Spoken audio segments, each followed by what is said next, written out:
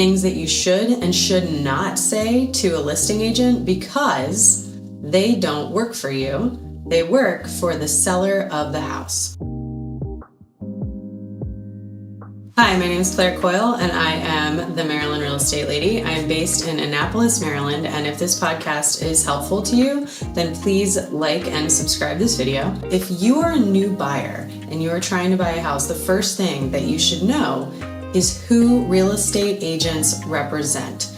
And if you are sitting down for a listing agreement or you're meeting with someone for the first time who is a real estate agent, they will probably show you this kind of a form, and it will freak you out because it feels so legal, but it's actually just acknowledging that that real estate agent told you who they represent. So if you are a listing agent, you represent the seller. If you are a buyer's agent, you represent the buyer. And in both cases, you are trying to get your client the absolute best deal that they can get on a house, whether that means selling it for the highest price or trying to buy it for the best, lowest, or most appropriate price. So if you're enjoying this content, please like and subscribe to my channel. So specifically in Maryland, it's a disclosed agency state. You have to show this to people as a real estate agent. It is the law, so that everyone understands who is being represented, so that the buyers and the sellers and the clients and the people that are trying to either move from their house, buy a new house, or what have you, so that they don't step in it by accident or get taken advantage of by anybody. So that is the purpose of those forms. Even though it looks superficial, it is actually for you. Let's pretend that you're a buyer, you're going to an open house, you love this house. So the first thing you want to remember not to say, do not show the listing agent how much you love this house. Put your poker face on, you look around and take note, right? But when you get back in the car with your agent or your husband or your sister or your friends, that's when you gush about how great the house is, how perfect it is for you. Because if you do that in front of the listing agent, the first thing that they're going to think is, great, we can bang up the price a little bit. And you obviously don't want that. You want to get the best deal that you can. So it's not that anybody is trying to be, malicious. It's just how the industry works. So if you're buying a house and you go to an open house and you absolutely love it, just save all that excitement until you get home or get to a space where you're not basically laying your cards out on the table. The other piece of information that you do not want the listing agent to know is your timeline. So if you have any kind of urgency in your buying process, you don't want the listing agent to know about that because, again, it will give them a reason not to take advantage of you, but they know there's pressure on you. So they know that, let's say they were going to drop the price by, $10K or $20K because they were trying to get the sale. If they know you have a deadline, they might not do that.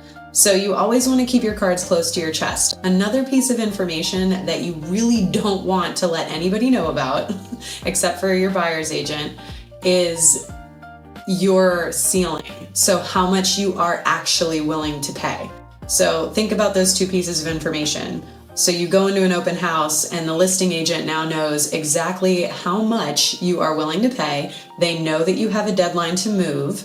Let's say school's starting or you have a deadline to sell your own house and you got to get into the next house. So you've kind of set that listing agent up to be able to name their price, and maybe they'll name a price that is kind of negotiable for you or works for you, but it could have been better negotiated on your behalf if they didn't know that. So it's not about trying to stop somebody from being malicious, it's just how this process works. And these are all also great reasons to have a good buyer's agent. Because a buyer's agent knows how to talk to the other real estate agents. Everybody understands where they stand, and that really allows the best kind of deals to take place where your buyer's agent can fight for you. So the other thing that you don't want to do is to contact the person that you find out owns the house. Maryland is full of small communities. Don't make any kind of verbal agreement with the seller themselves or with the listing agent, because verbal agreements don't hold up in Maryland courts. So you could say, hey, I really love your refrigerator. It's the best, and it was especially made to fit in the house. You need to have that in writing in your offer. The reason is because if it's not in writing, it's not enforceable in Maryland. So you could say, I love this fridge, please leave it. The seller and the listing agent might both say, oh, sure. And then it's not that they're being bad people, but they might forget because there's a lot of details. And then before you know it, you come in for the final walkthrough and the fridge is gone. And now you have to go out and find the perfect fridge that's going to fit in that space and blah, blah, blah, blah. So be kind, be respectful, be polite, but always make sure everything is in writing. So if you are trying to buy a house or sell a house, really, like any of this, until ink is dry, you want to sit down at the closing table and then post on social media. So if you're like me, I like to share my life on social media with my friends. I like to keep people updated on what's going on with me.